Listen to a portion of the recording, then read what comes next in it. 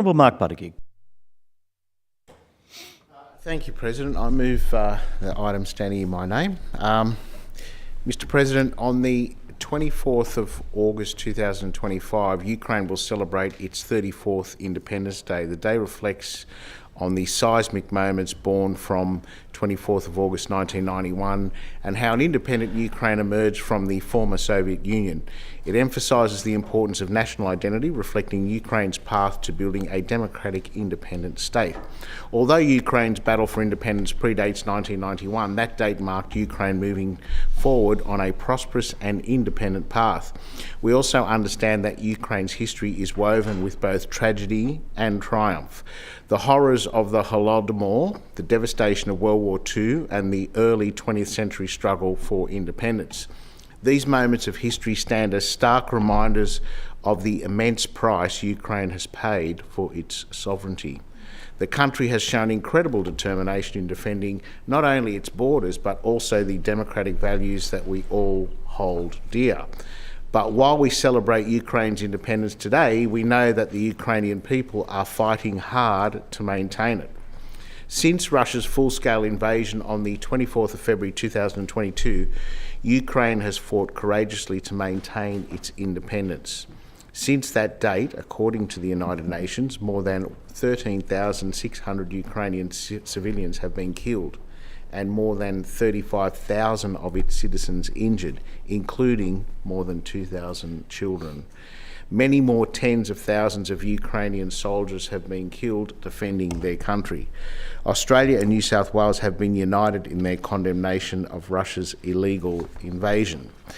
The Australian federal government has made clear that Ukraine's independence matters not just to that country, but to the entire world and the international rules-based order. Since Russia's full-scale invasion, the Australian federal government has committed $1.5 billion to support Ukraine, and it has imposed more than 1,400 sanctions on Russian entities or people. Speaking in February at the 3-year mark of Russia's full-scale invasion, Foreign Minister Penny Wong said Australia mourned the rising toll of Russia's brutality. She called on Russia to immediately end its war and adhere to its obligations under international law. This House and the Minns Labor government has also made clear that it condemns Russia's invasion and stands firmly alongside our state's Ukrainian community. In September 2023, Premier Chris Minns moved a motion that stood with the people of Ukraine, affirmed the government's support for more than 1,500 displaced Ukrainians in New South Wales, and condemned Russia's illegal, immoral and unprovoked war.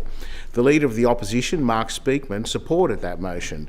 Since Russia's invasion, the Home Affairs Department has granted nearly 15,000 visas to Ukrainian nationals in Ukraine and thousands more to Ukraine nationals elsewhere, with a significant number of those settling here in New South Wales.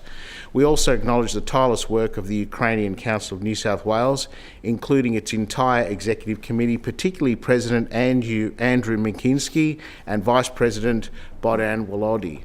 The Council has for many years worked tirelessly for its community and contributed enormously to New South Wales' vibrant multiculturalism. Although the Council's work predates Russia's 2022 full-scale invasion, it has accelerated its efforts to support the diaspora and loved ones in Ukraine. On Tuesday, it hosted a film screening in this Parliament alongside Linda Volz MP of Warning Life Goes On, a documentary showcasing the trauma experienced by Ukrainians at the hands of Russian aggression.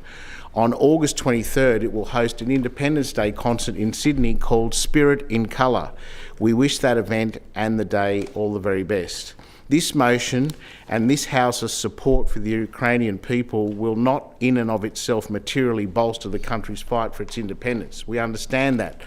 But it would show and will show that this House and the New South Wales government are unwavering in its commitment and support of our Ukrainian community here in our great state.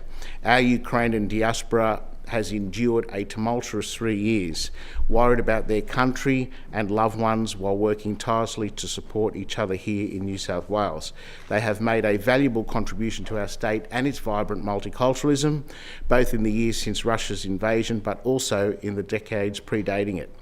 I implore the House to support this motion and our Ukrainian community, and I ask you to join me in wishing it a prosperous Independence Day. This House and the New South Wales Government look forward to celebrating Ukraine's Independence Day this year and in many, many more years to come.